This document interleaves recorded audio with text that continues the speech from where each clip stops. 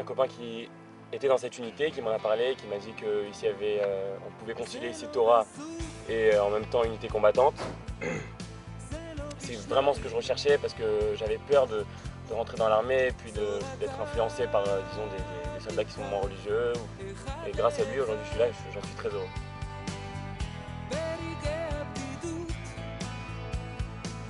On a par exemple la Hanouka des beignets, des Hanoukiot, une par soldat.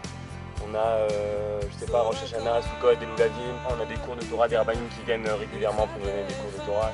C'est vraiment le plus par rapport à n'importe quelle autre unité. Alors oui, à la différence des Israéliens qui font eux 3 ans, moi j'ai un contrat de 14 mois.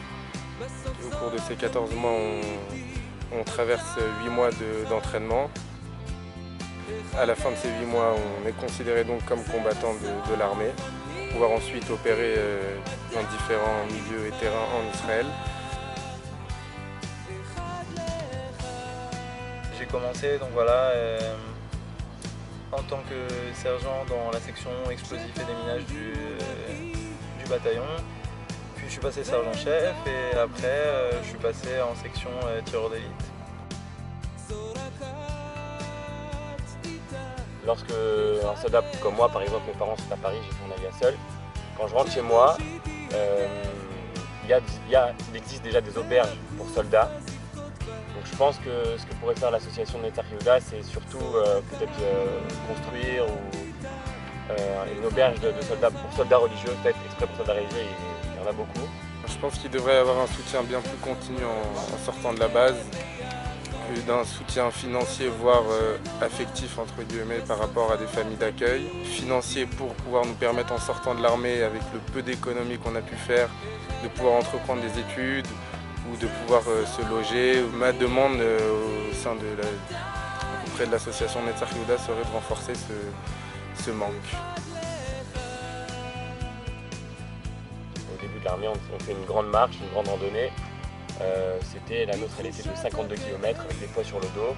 Pendant toute la nuit, c'est très rapide, c'est toute une nuit, 52 km, c'est pas facile du tout. Mais disons que certes la marche est très difficile, mais l'aboutissement est exceptionnel. C'est-à-dire une fois qu'on a terminé tout ça, c'est une grande satisfaction personnelle et même pour Israël, on se dit que ça y est, on est prêt à combattre.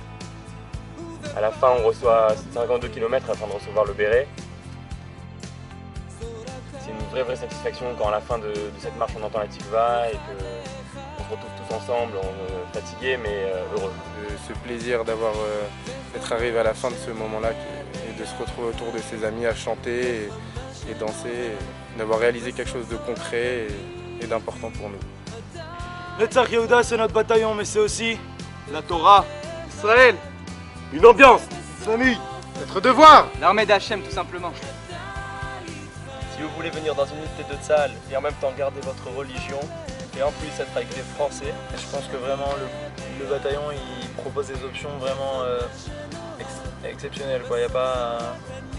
On trouve pas ça ailleurs. Je suis très content d'être venu.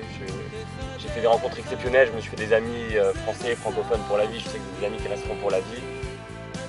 Vraiment, c'est une conciliation parfaite entre Torah et combat pour la terre d'Israël, pour le peuple d'Israël et pour Hachem.